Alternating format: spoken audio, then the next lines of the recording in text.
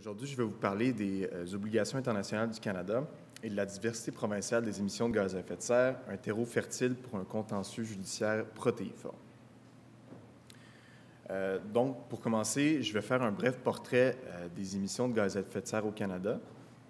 Vous m'entendez mieux comme ça? Ah, voilà.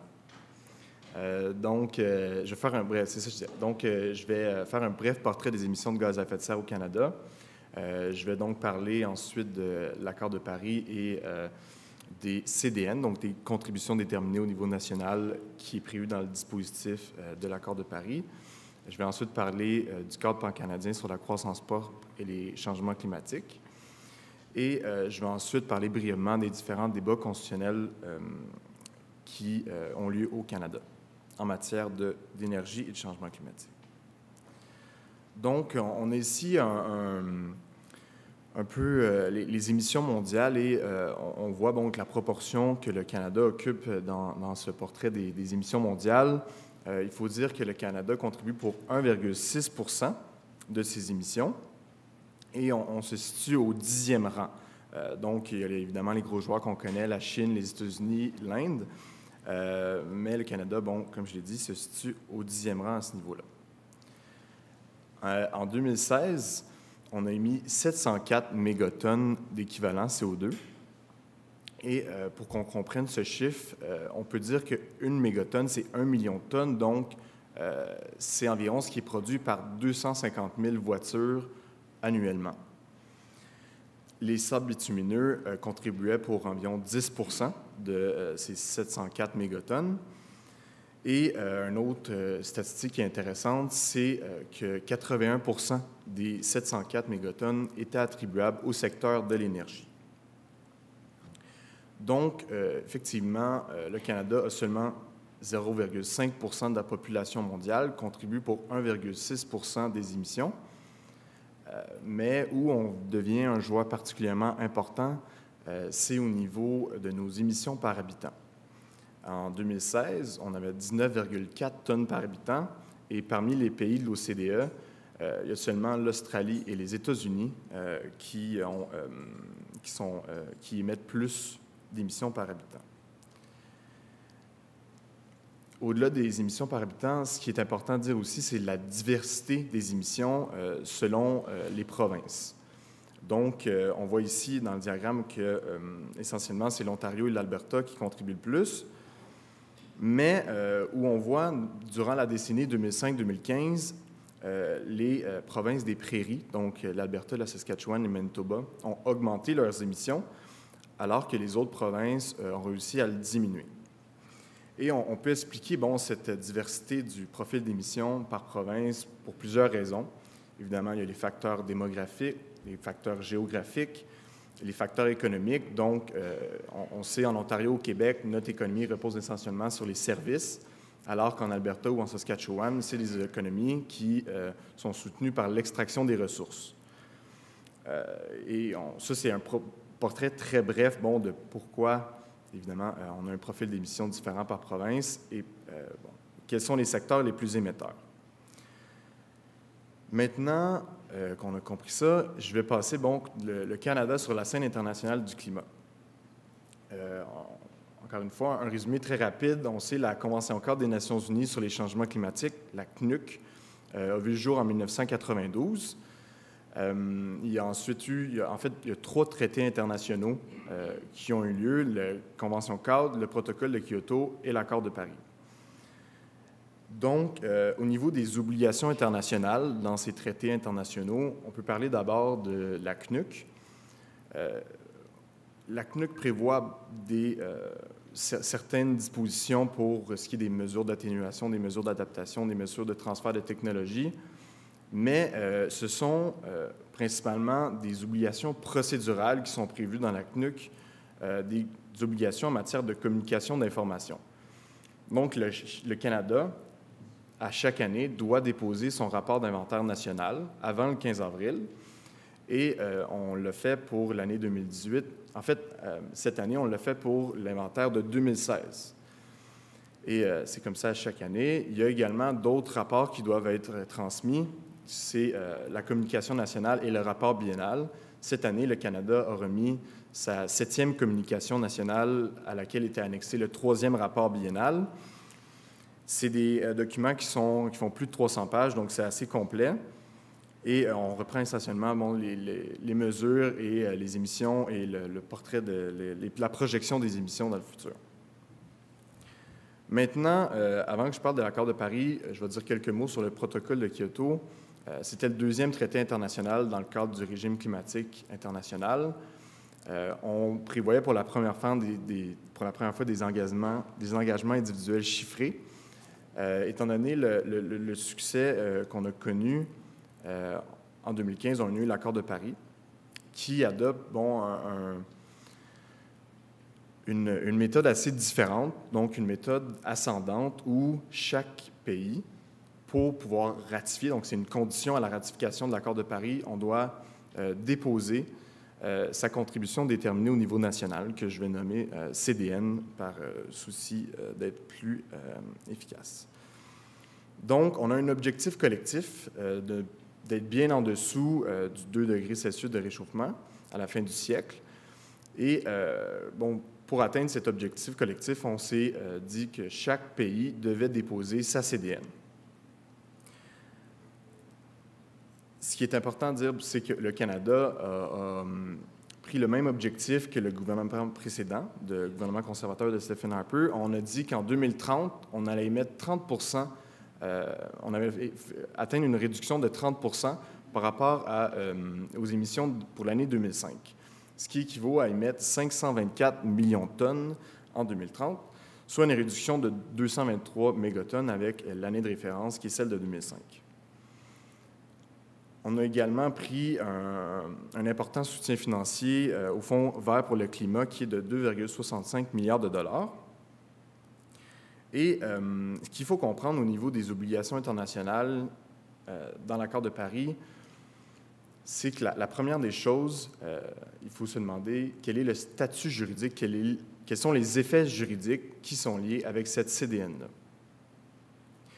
La littérature, la doctrine a statué que c'était un acte unilatéral étatique conditionné. Donc, qu'est-ce que ça veut dire ça? C'est essentiellement que les parties à l'accord de Paris ont beaucoup de liberté, ont beaucoup de latitude pour déterminer leurs objectifs et les mesures qu'ils vont prendre pour atteindre cet objectif-là. C'est laissé à le libre exercice de leur souveraineté. Et il faut savoir aussi qu'il n'y a pas de modèle unique. Donc, il y a beaucoup de variétés entre les objectifs, que ce soit des objectifs en termes de réduction d'émissions absolues ou, encore une fois, ça pourrait être en termes de réduction d'émissions par habitant ou en termes de diminution d'intensité intensité carbonique du PIB. Donc, il y a beaucoup de variétés. Le Canada, lui, a fait, comme on l'a dit, une réduction de 30 % pour l'année 2030. Encore une fois, comment on contrôle le respect de cette CDN-là? Dans l'accord de Paris, il y a 3 mécanismes qu'on peut mentionner. Premièrement, le cadre de transparence renforcé de l'article 13, le bilan mondial à l'article 14 et l'article 15 qui prévoit le comité de facilitation. La COP 24 va se tenir en décembre prochain en Pologne. Et il va y avoir beaucoup de développement à ce niveau, au niveau de l'opérationnalisation des dispositions de l'accord de Paris. Donc, comment on va mettre en œuvre ces mécanismes de contrôle. Il y a eu des discussions qui ont eu à la COP 22, à la COP 23, mais pas de décision. Et on est présentement dans le dialogue de Talanoa, qui est un dialogue de facilitation, qui va nous permettre, espérons-le, de faire un bilan mondial sur les efforts collectifs afin de rehausser l'ambition. Et il y a également ce même bilan mondial qui va être effectué en 2023. Donc, pour l'instant, il y a beaucoup plus de questions que de réponses et on va voir à la COP 24 les développements à ce niveau.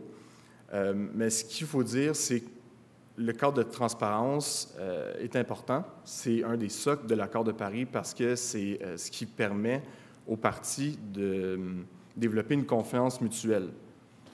Donc, on est transparent, on peut regarder ce que notre voisin fait et en se fiant sur la bonne volonté de chacun et sur le fait qu'on est transparent, on peut voir que oui, il y a des efforts qui sont faits collectivement par chaque pays et qu'on va réussir à rehausser le niveau d'ambition au fil du temps. Et à ce niveau, il y a aussi le principe de progression qui est très important dans l'accord de Paris et qui permet de dire qu'à chaque 5 ans, on va réviser à la hausse nos ambitions contenues dans la CDN.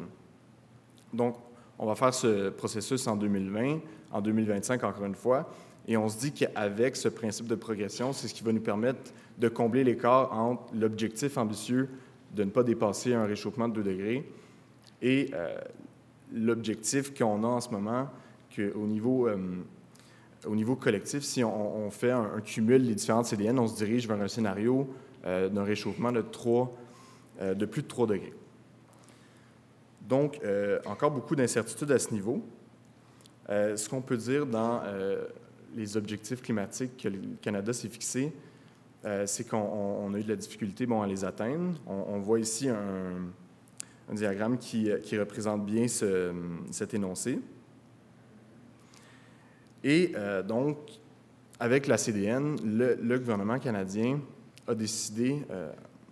ce qu'il faut dire avant toute chose, c'est que le gouvernement fédéral a un monopole exclusif en ce qui concerne la négociation et la signature des traités à l'international en vertu de la prérogative royale. Mais quand vient le temps de mettre en œuvre ces conventions-là, ces traités internationaux, il faut le faire en respectant le partage constitutionnel des compétences législatives. Donc, étant donné qu'on s'est engagé avec la CDN en 2016, dans le cadre de l'accord de Paris, le gouvernement de Justin Trudeau s'est assis avec ses homologues provinciaux pour élaborer un cadre pan-canadien sur la croissance propre et les changements climatiques. C'était une approche où on peut dire de fédéralisme coopératif où on avait une volonté de dialoguer avec les provinces pour rassembler tout le monde. Évidemment, on a certaines provinces qui sont récalcitrantes. La Saskatchewan n'a jamais voulu adhérer à ce CPC. Et on a le gouvernement de Doug Ford, qui a été élu cet été, qui lui aussi a décidé de se retirer du marché du carbone et de ne pas adhérer non plus au CPC. On a également le Manitoba et l'Alberta, qui, suite à la décision sur le léoduc Trans Mountain, ne porte plus son appui au CPC. Donc, on a quelque chose de très actuel et évidemment, ça va être à suivre de très près dans les prochains mois parce que l'année prochaine, la taxe au carbone va s'appliquer à 4 provinces, mais je vais en parler un peu plus tard. Pour l'instant, le CPC, il faut dire qu'il y a 4 piliers. Le plus important, c'est la tarification sur la pollution du carbone, mais il y a aussi d'autres mesures, dont les mesures complémentaires, les mesures d'adaptation et les investissements dans les technologies propres et les infrastructures vertes.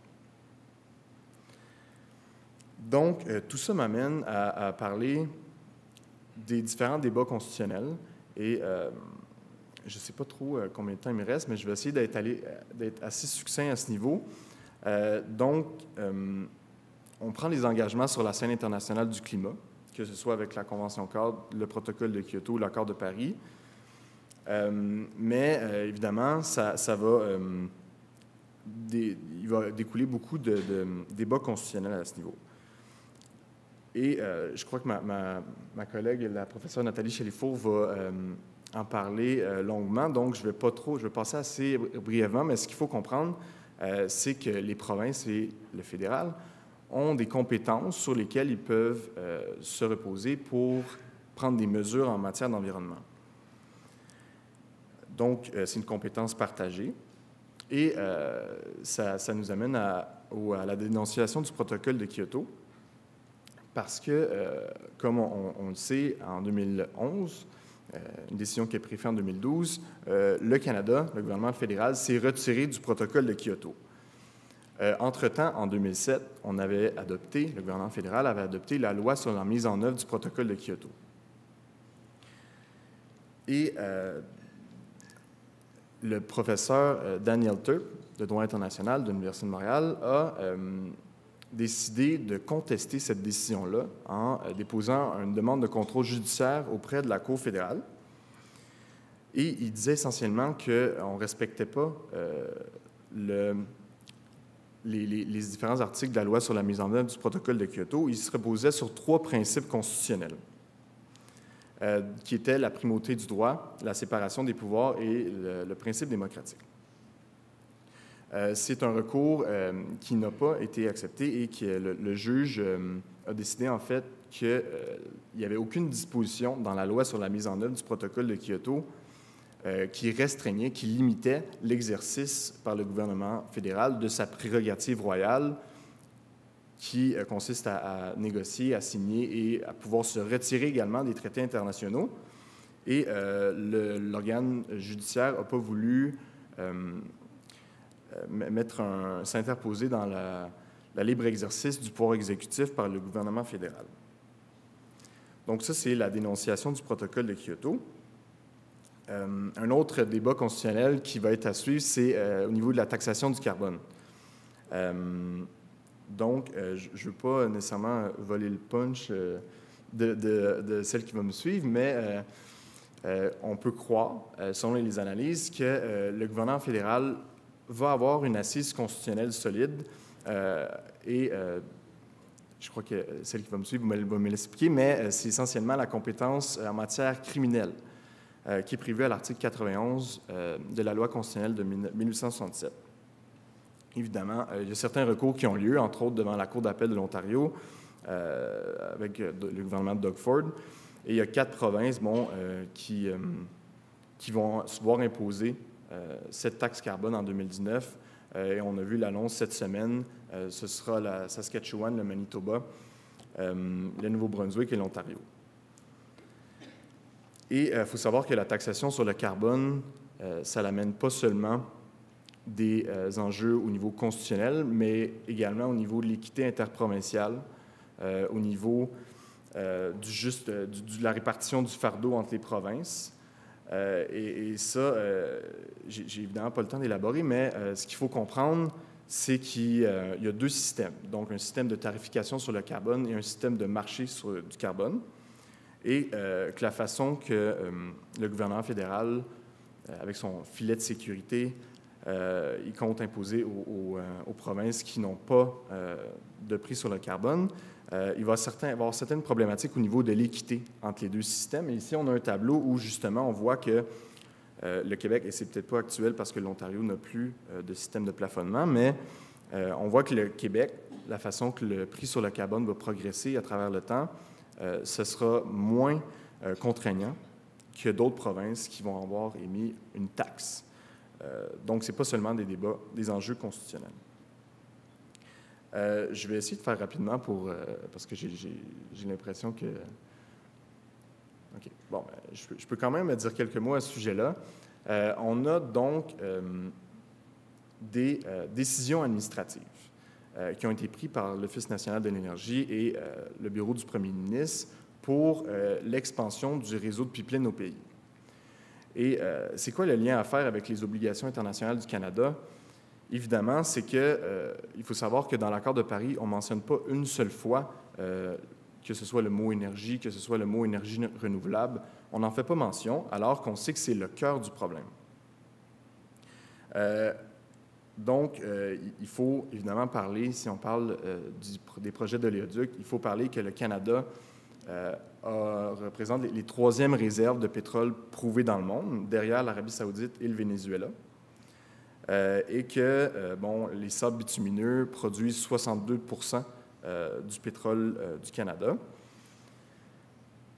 On a 4 réseaux de pipelines qui permettent de transporter ce pétrole, les hydrocarbures fossiles qui sont produits, dont je vais en parler, mais c'est Trans Mountain et Enbridge qui nous intéressent en l'espèce.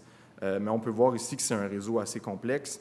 Et c'est essentiellement, la question, c'est d'acheminer le pétrole exploité vers des marchés internationaux. Il faut savoir qu'on exporte 99 % de notre pétrole aux États-Unis.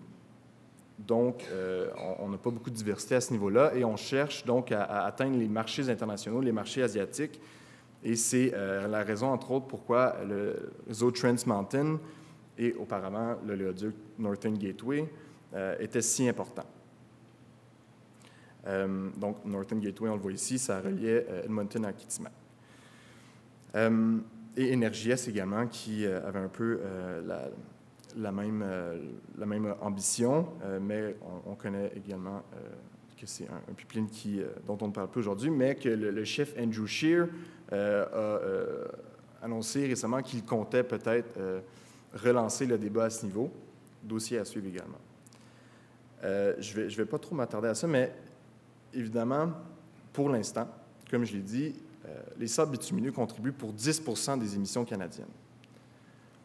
Et si on fait un calcul assez rapide, on va y mettre en 2030 524 mégatonnes, mais on compte plafonner les émissions liées aux sables bitumineux à 100 mégatonnes.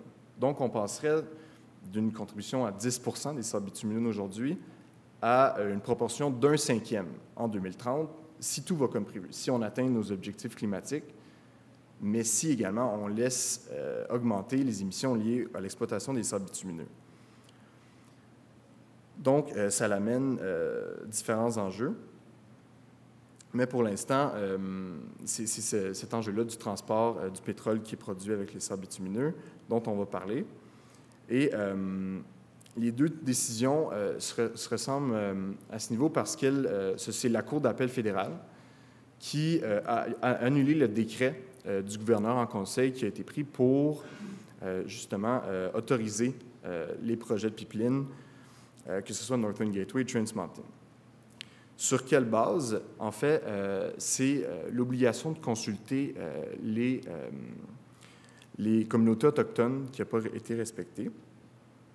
Et je passe rapidement, là, désolé. Mais d'où ça sort, cette obligation-là? C'est l'article 35 de la loi constitutionnelle de 1982 qui le prévoit. On a eu également une décision de la Cour suprême en 2004 qui nous a indiqué en quoi ça consistait l'obligation de consulter les peuples autochtones. Il faut savoir que c'est pour préserver l'honneur de la couronne et qu'il faut établir un véritable dialogue avec ces peuples autochtones, sans toutefois, mais l'obligation constitutionnelle ne prévoit pas un droit de veto. J'ai ici des extraits qui sont assez parlants, où on indique que la consultation était simplement inadéquate. Et ce qui est particulier dans le projet Northern Gateway, c'est que la compagnie Enbridge a d'ailleurs avait 26 partenaires financiers dans le projet qui étaient des communautés autochtones. Et à travers le processus de consultation, on avait consulté plus de 80 peuples autochtones qui étaient prévus dans le tracé du pipeline. Donc, on a fait des efforts, évidemment, mais ce n'est pas seulement une question de chiffres, c'est une question de qualité. Et comme les juges de la Cour d'appel fédérale l'ont mentionné, c'était inadéquat. Donc, l'oléoduc Énergie-Est a également été abandonné. Et pour ce qui est de Trans Mountain, qui est un débat tout récent, c'est donc le même sort où la Cour d'appel fédérale a remis sa décision en 2018 et a annulé le décret qui autorisait. Et on est actuellement en processus d'examen où on est allé réviser cette décision-là et on va avoir le processus de consultation qui se termine en février 2019. Donc, on va avoir également des développements dans ce dossier dans la prochaine année. Donc, j'en ai déjà parlé et je vais conclure.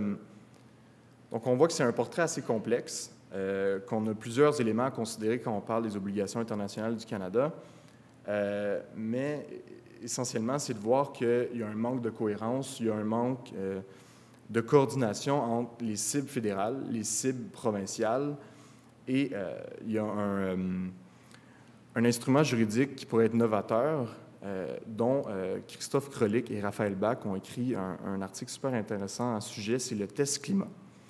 Et on en a un au Canada En fait, ce n'est pas un test climat très contraignant, c'est simplement dans une note d'information, on a dit qu'on allait calculer les émissions de gaz à effet de serre en amont des projets, ce qui a été fait, mais ce n'est pas vraiment contraignant comme test climat. Donc, c'est peut-être un outil qui, s'il est renforcé, pourrait permettre d'avoir une meilleure coordination entre les cibles fédérales et les cibles provinciales. Et je termine donc en ce que je disais au niveau de l'exploitation des sables bitumineux. Si on en vient en 2030 et on continue, on ne change pas ce qui est prévu, on aurait une industrie qui vaut pour 1/5 des émissions canadiennes, ce qui, évidemment, fait porter un fardeau disproportionné aux autres secteurs émetteurs, que ce soit le secteur du transport, de l'industrie, des bâtiments, des déchets ou de l'agriculture. C'est eux qui vont devoir compenser pour cette permission-là qu'on fait aux sables bitumineux. Donc, c'est un pensez-y bien et ça va être également un dossier qu'on va suivre de près dans les prochaines années. Donc, merci beaucoup pour votre attention.